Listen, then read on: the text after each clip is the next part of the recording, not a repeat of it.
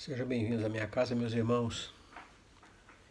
Levar nosso pensamento a Deus, nosso Pai Criador, agradecendo ao Pai tudo que Ele tão bondosamente oferece a cada um de nós.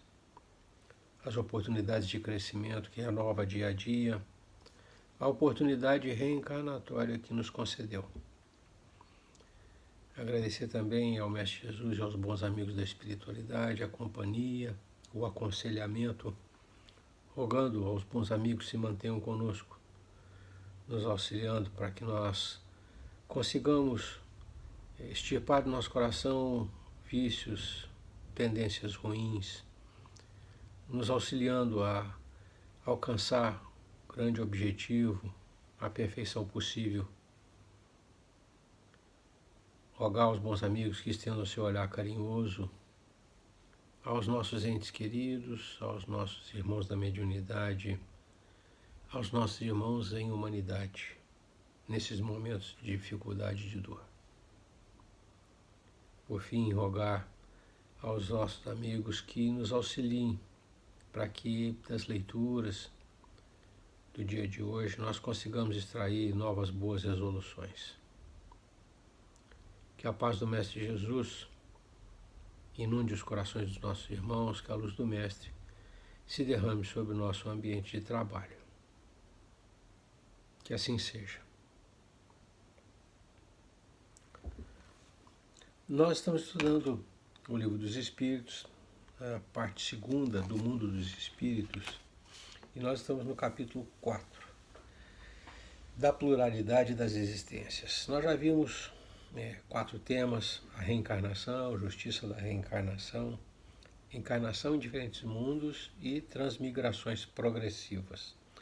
Hoje nós vamos abordar 3 temas que envolvem 10 questões: a sorte das crianças após a morte, sexos nos espíritos, parentesco e filiação.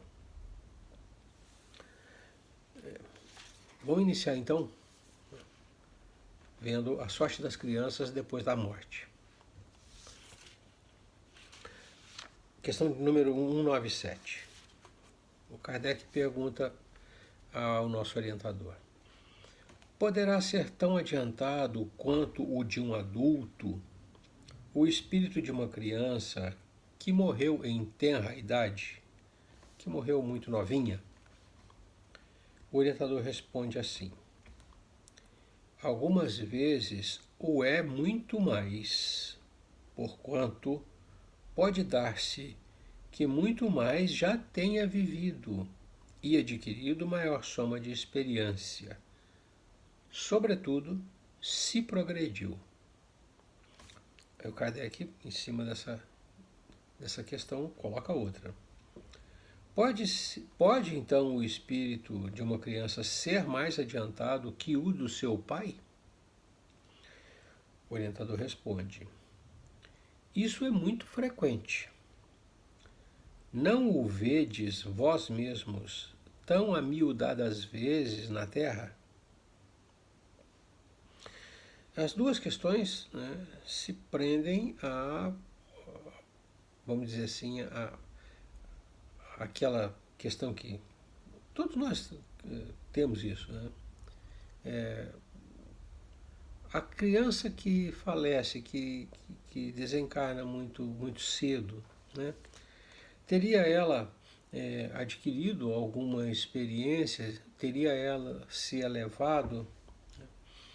E ele diz, olha, o nosso orientador diz, olha, algumas vezes ela já é mais elevada, porque a gente se esquece, a gente não observa isso, ela vem de outras existências. Então ele diz assim, algumas vezes ou é mais adiantada,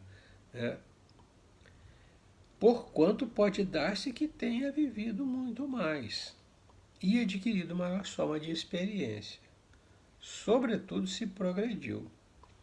Aqui na resposta ele diz, olha, não é progresso, não é só o progresso de agora que se considera. tem que se considerar o progresso realizado no todo. Vem de outras vivências, vem de outras existências. E lá há uma carga acumulada de conhecimento, de progresso.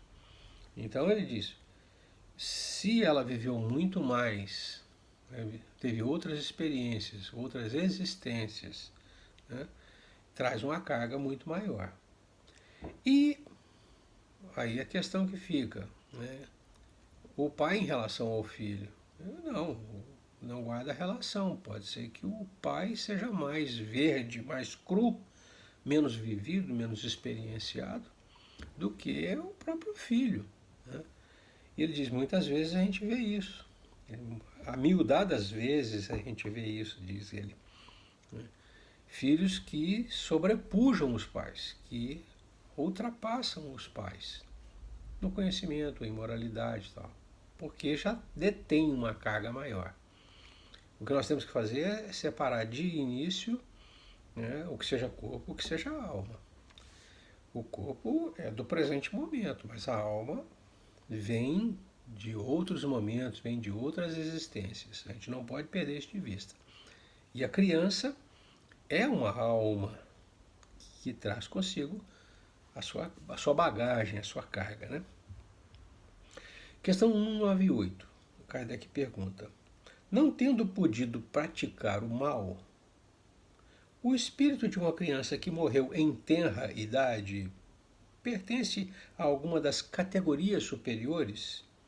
Pelo fato de ter falecido cedinho, não ter praticado nenhuma maldade, né, pertenceria a ela a um grupo superior, a uma coletividade de espíritos superiores? E o orientador diz assim: se não fez o mal, igualmente não fez o bem. E Deus não o isenta das provas que tenha de padecer.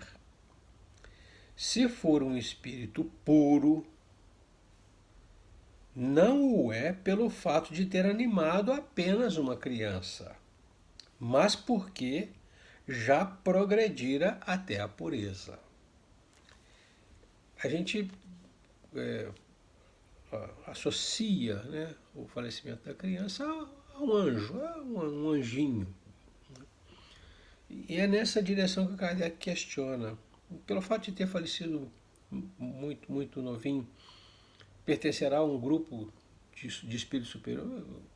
Se ele não vivenciou o mal, né, também não vivenciou o bem, não praticou o bem. E Deus, né, avalia, se é que a gente pode usar a figura de Deus como um juiz, né,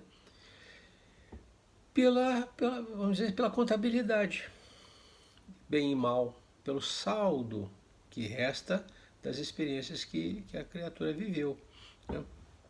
Então ele diz, o fato de ter falecido muito novinho, né, não isenta o espírito de ter que padecer as provas necessárias à sua purificação. Se é um espírito puro, e aí sim a figura de um anjo, se é um espírito puro, não é porque animou uma criança, é porque era um espírito puro antes de encarnar. É porque já tinha alcançado a pureza.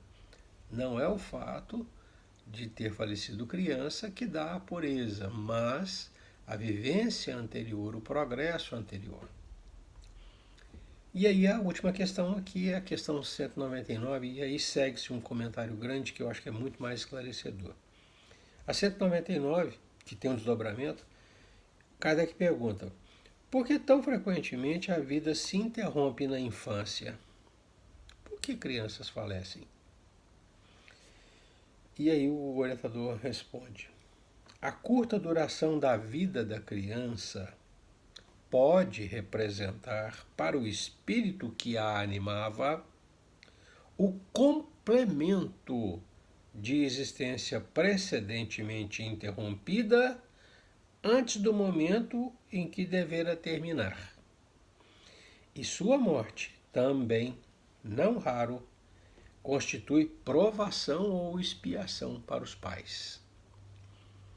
E Kardec pergunta em cima: Que sucede ao espírito de uma criança que morre pequenina? E o orientador laconicamente responde: recomeça outra existência. Começa o trabalho novamente.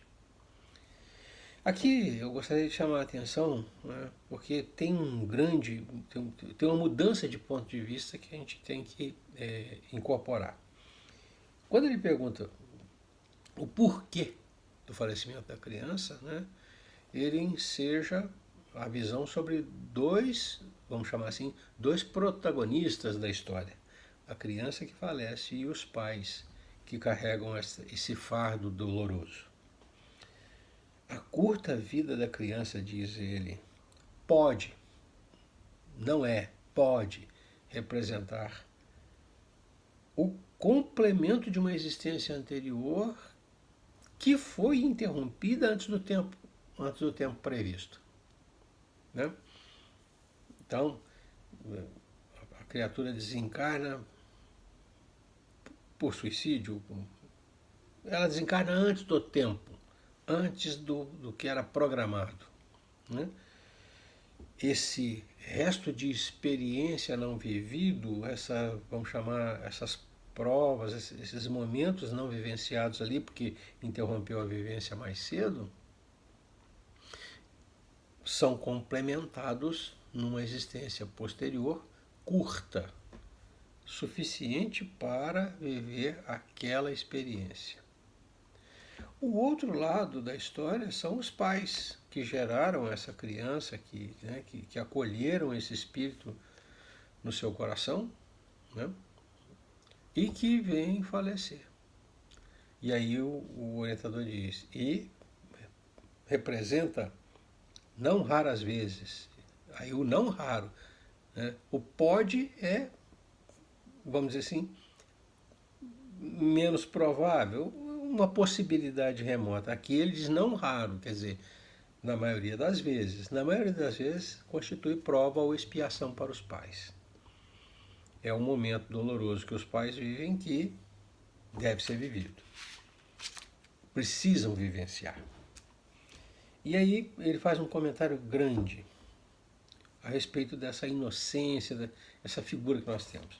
Ele diz assim: se uma única existência tivesse o homem, e se, extinguindo-se ela, sua sorte ficasse decidida para a eternidade, qual seria o mérito de metade do gênero humano, da metade que morre na infância, para gozar sem esforços da felicidade eterna?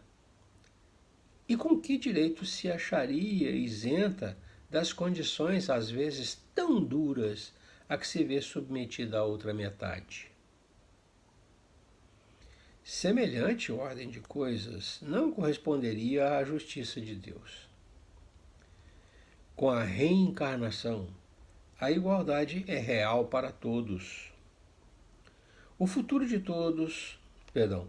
a todos toca sem exceção e sem favor para quem quer que seja. Os retardatários só de si mesmos se podem queixar. Forçoso é que o homem tenha merecimento de seus atos, como tem deles a responsabilidade. Aliás, não é racional considerar-se a infância como um estado normal de inocência. Não se vê em crianças dotadas dos piores instintos numa idade em que ainda nenhuma influência pode ter tido a educação? Algumas não há que parecem trazer do berço a astúcia, a felonia, a perfídia, até o pendor para o roubo e para o assassínio, não obstante os bons exemplos que de todos os lados se lhes dão?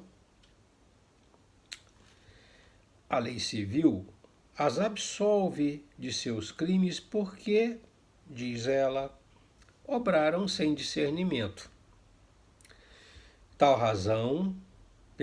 Tem razão a lei, porque de fato elas obram mais por instinto do que intencionalmente.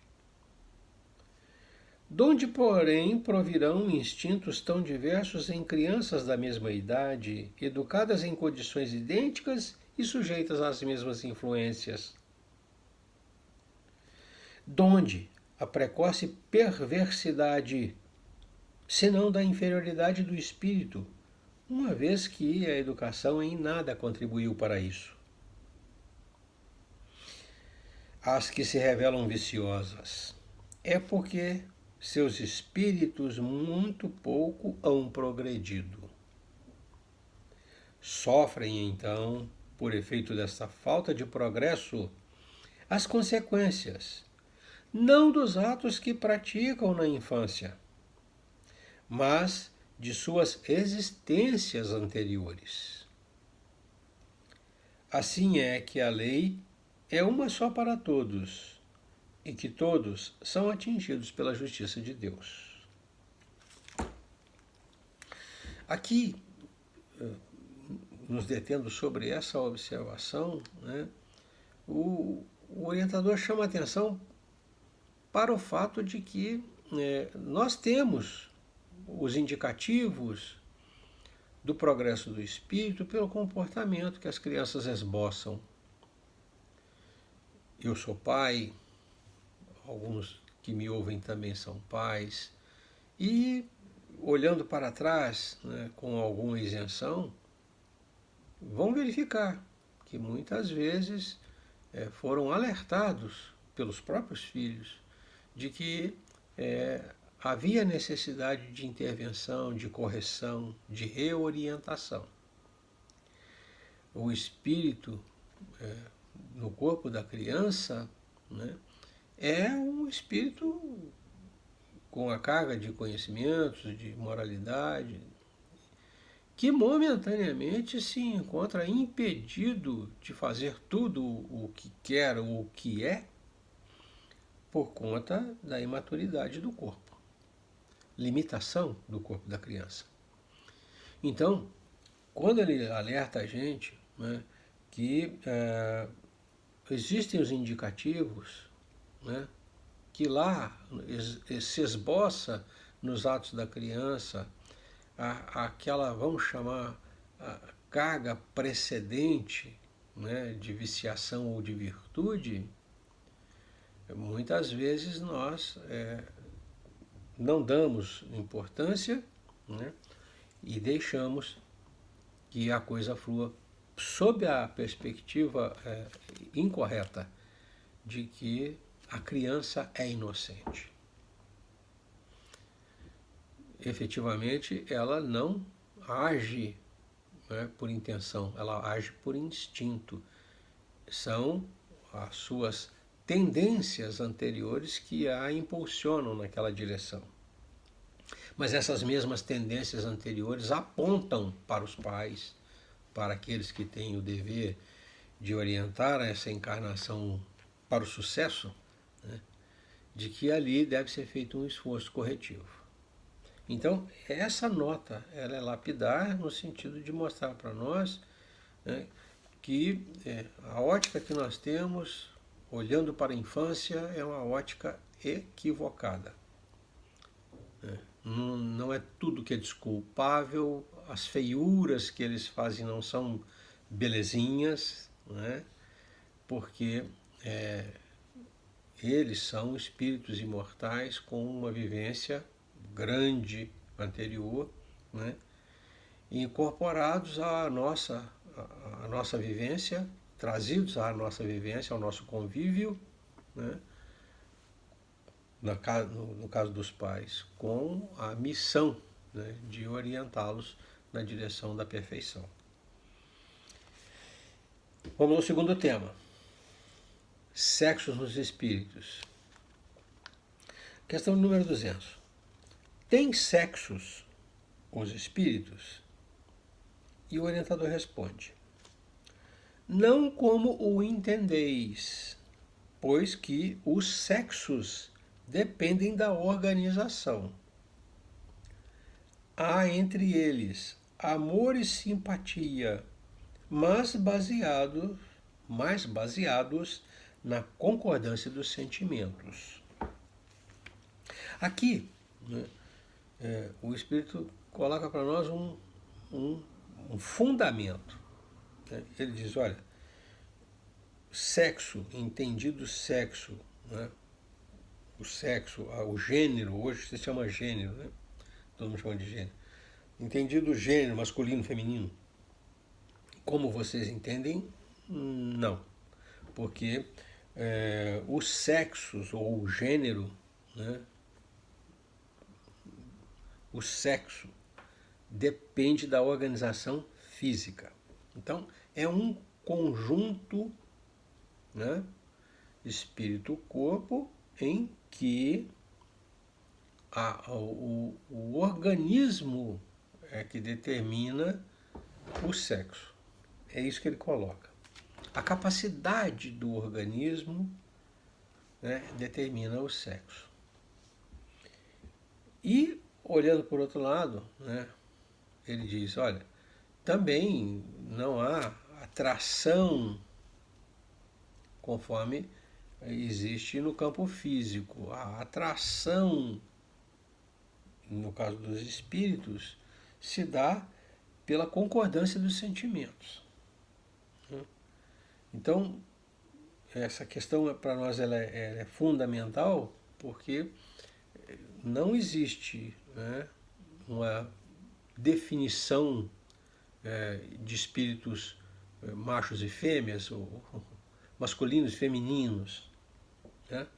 O masculino e feminino, ou a capacidade orgânica, né, é determinado pelo corpo. Né? É isso que ele diz. Não como entendeis, né, que cada um, eu, Marco Antônio, sou um espírito masculino. Não. Eu, Marco Antônio, sou um espírito assexuado. Eu não tenho definição. Né? O corpo determina a minha condição de momento. É isso que ele diz. Aí o Kardec pergunta, em nova existência, forçando a extensão da primeira pergunta, em nova existência, pode o espírito que animou o corpo de um homem animar o de uma mulher e vice-versa? E aí o orientador responde, de certo, certamente. São os mesmos espíritos, são os mesmos os espíritos que animam homens e mulheres. Então, isso confirma, né, de que o corpo vamos chamar assim, uma adequação, é uma ferramenta de que se vale o espírito. Não tem vinculação com a natureza do espírito. Né? É isso que a gente tem que definir bem. Aí a 202, com uma notinha de rodapé, fecha esse tema. Ele diz assim, ele pergunta, quando errante, quando estava desencarnado lá na erraticidade, quando errante, que prefere o espírito encarnar no corpo de um homem ou no de uma mulher? E aí, o orientador responde, isso pouco lhe importa. O que o guia na escolha são as provas por que haja de passar. E segue-se a nota. Os espíritos encarnam como homens ou como mulheres, porque não têm sexo. Visto que lhes cumpre progredir em tudo, cada sexo, como cada posição social, lhes proporciona provações e deveres especiais. E, com isso, ensejo de ganharem experiência. Aquele que só como homem encarnasse, só saberia o que sabem os homens. Para a gente sintetizar, vamos colocar assim, né? O conjunto das experiências ele é provocado, ele é proporcionado, né, pelas circunstâncias em que o espírito vive. existe encarnado. O homem tem, socialmente ou organicamente, diferenças em relação à mulher. Só as mulheres gestam, por exemplo. Então a experiência de colocar um ser humano no mundo é próprio das mulheres. É próprio do corpo feminino, vamos dizer assim. O espírito que ocupa aquela ferramenta tem essa vivência. O outro, o pai, não tem a vivência da gestação. É isso que a gente tem que entender. Então, ele diz, olha, o sexo, ou a ferramenta de que se vale o espírito, o corpo de que se vale o espírito, assim como a posição social, proporciona a ele, ao espírito, essa vivência, essa experiência. E isso, né, esses deveres e provações, chama provações e deveres especiais, dá o ensejo de adquirir a experiência, de adquirir aquela vivência, aquele conhecimento. Né? É isso que a gente tem que resumir. Então, com esse fundamento, a gente consegue entender não só a mecânica toda, né, do relacionamento entre as pessoas, né, assim como os, vamos chamar assim, eu não estou achando a palavra, mas tem uma palavra que o Chico usa. Os casos em que existe um desajuste entre a natureza do espírito e o corpo que ele ocupa. A natureza, o sentimento, os pensamentos do espírito, próprios do espírito, né, em relação ao corpo. E aí a gente encontra, né, os casos de desajuste. A palavra não é desajuste, mas não concordância. Vamos usar assim. Perdão. Não concordância entre a natureza do espírito e a ferramenta de que ele se vale. Isso é importante, não vamos voltar nessa temática mais para frente, mas assim, aqui está o fundamento. Quando se fala de sexo dos espíritos, né, nesse tema, fica bem claro que os espíritos são assexuados. Em si, eles são assexuados. O conjunto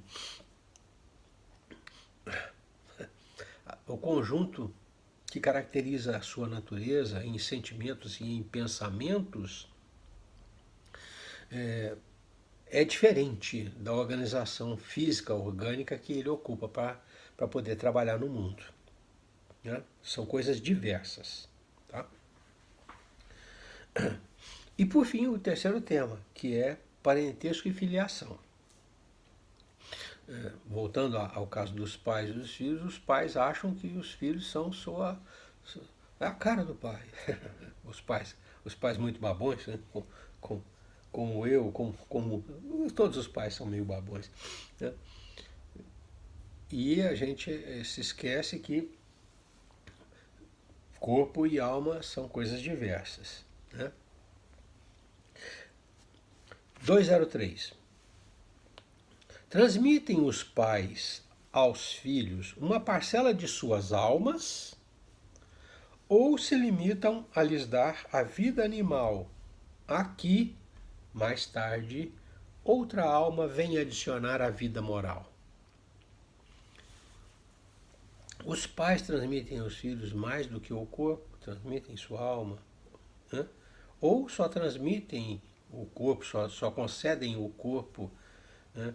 E outras almas, ou o próprio pai, no futuro vem adicionar a este encarnado, este recém-encarnado, os fundamentos de moralidade, a vida moral. E o orientador responde assim: dão-lhe apenas a vida animal, pois que a alma é indivisível. O pai não pode dividir-se alma para conceder ao filho um quinhão de si mesmo. Né? Então, o pai ou a mãe, o pai e a mãe, dão ao filho somente o corpo. Um pai obtuso, limitado em conhecimentos, um pai obtuso pode ter filhos inteligentes e vice-versa.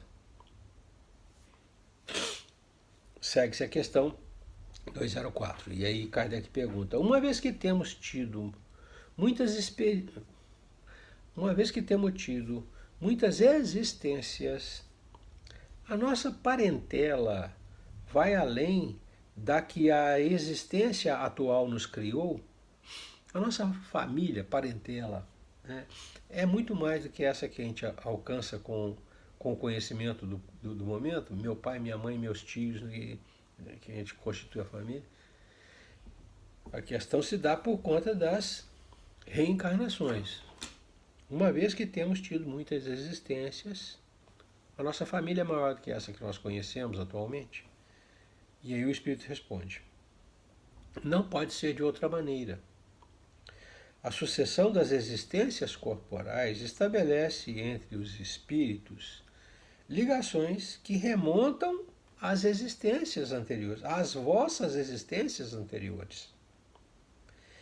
Daí, muitas vezes, a simpatia que vem a existir entre vós e certos espíritos que vos parecem estranhos.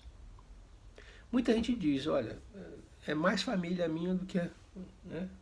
Ou eu me relaciono mais com fulano do que com o meu irmão. Né? Isso é o exemplo que o Espírito dá para dizer: olha, a família de vocês vai muito além dessa que vocês conhecem, porque existem relações anteriores, né, em que foram alimentados sentimentos, que perduram no tempo. Então, o afeto criado hoje dura para sempre, é essa a existência. Sai de uma existência física para outra existência física, carrega consigo todo aquele conjunto de afetos que criou. Né? Não convivem mais dentro da família consanguínea, mas é o seu vizinho, é o seu companheiro de trabalho, está no seu ciclo de relações e você tem por ele uma afeição, uma afinidade muito grande. É isso que o Espírito coloca. Então, a família expande, vai muito além, né, do que a gente conhece, ou que a gente se lembra no presente momento. Questão 205. Há algumas pessoas, a doutrina da reencarnação se afigura destruidora dos laços de família, com o fazer esses laços anteriores à existência atual. E aí o Espírito, isso aqui é uma afirmação, e o Espírito argumenta, ele diz: a reencarnação, ela os distende, aumenta, estende, né, os laços de família. Ela aumenta, a reencarnação aumenta os laços de família. Não os destrói. Fundando-se o parentesco em afeições anteriores, menos precários são os laços existentes entre os membros de uma mesma família. Essa doutrina, a doutrina da reencarnação, amplia os deveres de fraternidade, amplia os deveres da fraternidade, porquanto o nosso vizinho, ou o nosso servo, no vosso vizinho, ou no vosso servo, pode achar-se um espírito a quem tenhais estado presos por laços de consanguinidade. A visão criada pelo orientador, né, amplia o nosso horizonte.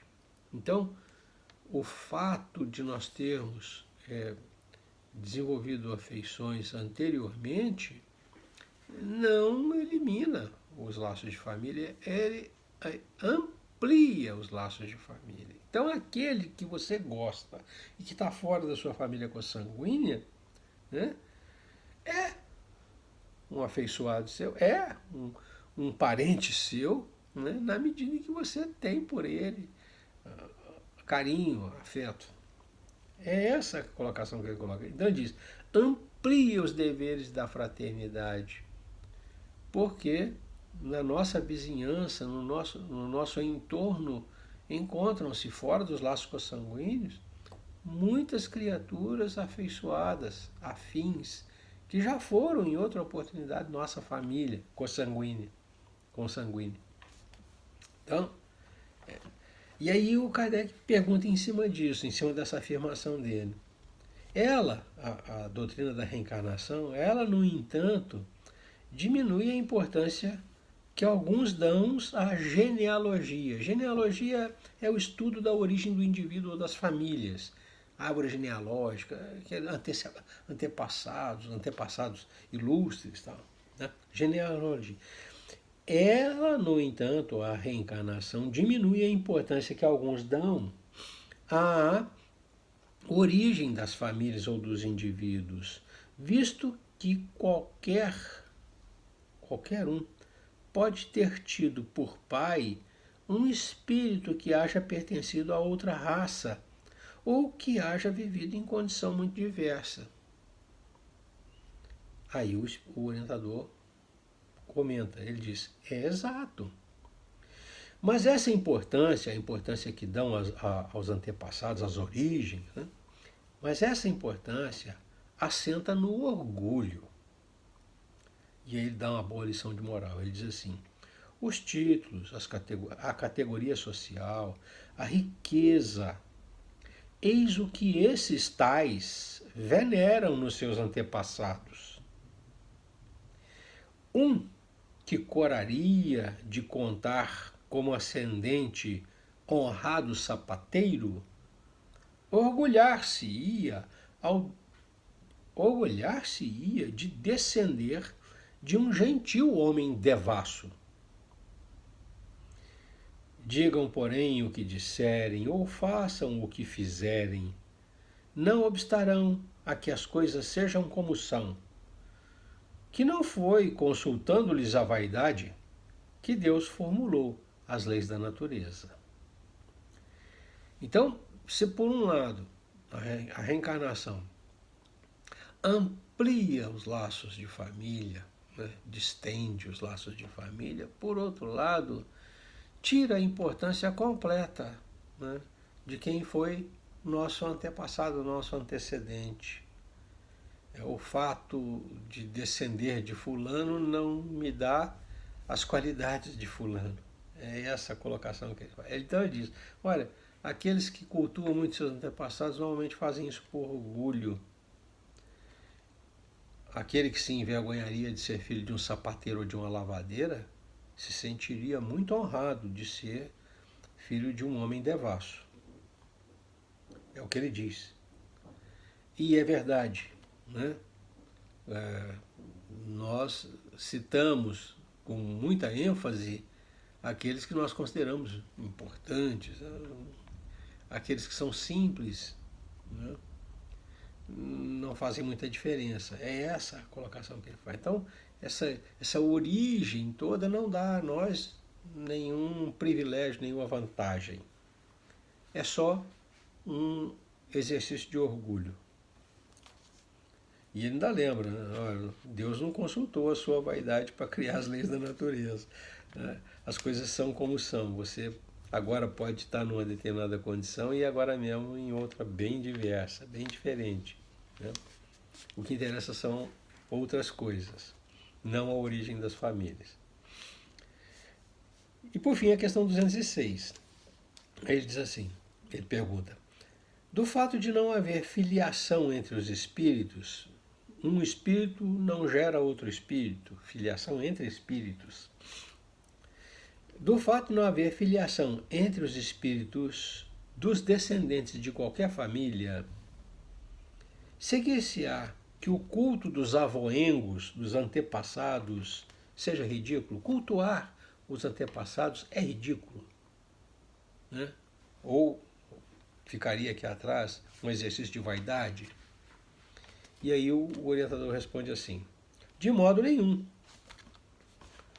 Todo homem deve considerar-se ditoso por pertencer a uma família em que encarnaram espíritos elevados. Se bem os espíritos não procedam uns dos outros, nem por isso menos afeição consagram aos que lhes estão ligados pelos elos de família, dado que muitas vezes eles são atraídos para tal ou qual família por simpatia, pela simpatia ou pelos laços que anteriormente estabeleceram. Mas ficai certos de que os vossos antepassados não se honram com o culto que lhes tributais por orgulho. Em vós não se refletem os méritos de que eles gozam. Em vós não se refletem os méritos de que eles gozem, senão na medida dos esforços que empregais por seguir os bons exemplos que vos deram. Somente nessas condições lhes é grata e até mesmo útil a lembrança que deles guardais. E aqui fica mais uma lição de moral para nós, né? O nosso orientador, ele é pródigo em nos dar lições de moralidade, de ética. Ele diz, olha, não é ridículo cultuar um antepassado seu que pelos méritos dele, né, se mostrava um espírito superior. É um bom exemplo para você observar. É um paradigma, é um parâmetro, é uma baliza para você agir. Né? E aí ele coloca, em você não se reflete nenhum dos méritos que ele conquistou, porque isso é trabalho dele. Mas, se você se esforçar para se assemelhar a ele, né, aí sim terá valido alguma coisa, terá valido a pena. Muito bem. Desses 3 temas, né, eu acho que a gente pode tirar conclusões. Né? A primeira delas é que a infância, né, é caracterizada pela imaturidade do equipamento orgânico, que limita as manifestações das capacidades do espírito. A infância não é pureza, não são anjos, são espíritos carentes de orientação segura, de exemplificação, né, de boa direção para alcançarem o objetivo que Deus impôs a todos nós. Então, nós, pais, temos obrigação de, com todas as nossas falhas, com todos os nossos erros, direcionar nossos filhos para a perfeição. A segunda conclusão que a gente pode tirar, né, é que a dotação do equipamento físico orgânico que Deus nos concede é adequada à nossa necessidade de aperfeiçoamento. Então, cada encarnação para nós é uma experiência. E, assim como a condição social, o sexo, o equipamento orgânico, né, proporciona para nós uma vivência de sentimento. E cada vivência de um determinado ponto de vista. A perfeição que nós almejamos, né, importa que nós tenhamos alcançado toda a experiência possível, toda a experiência, que a gente saiba de tudo. Para chegar à perfeição nós temos que saber de tudo. Então a gente tem que ter sido pai, mãe, filho, a gente tem que ter essas vivências, porque só vivendo isso a gente consegue desenvolver sentimento e pensamento. E por fim, né? A reencarnação, laços de família. A reencarnação amplia os laços de família. E, consequentemente, os deveres de fraternidade. Nós temos que olhar para os outros como se fossem, e devem ser, nossa família. Porquanto é no próximo, é fora do círculo da família, né, que a gente vai encontrar a grande família universal a que nós pertencemos. Então, acho que essas três conclusões enfecham bem o ensinamento do nosso orientador nesses três temas tão sensíveis, tão delicados: infância, sexualidade, né, e família. Nós vamos encerrando, 45 minutos, rogando a Jesus, nos mantenha debaixo da sua iluminação, para que nós tenhamos clareza em identificar objetivos e caminhos, e que o Mestre nos infunda muita força moral, para que a gente tenha coragem de agir conforme a lei de Deus. Paz e luz é o que eu desejo aos meus irmãos. Deus os abençoe. Até a próxima.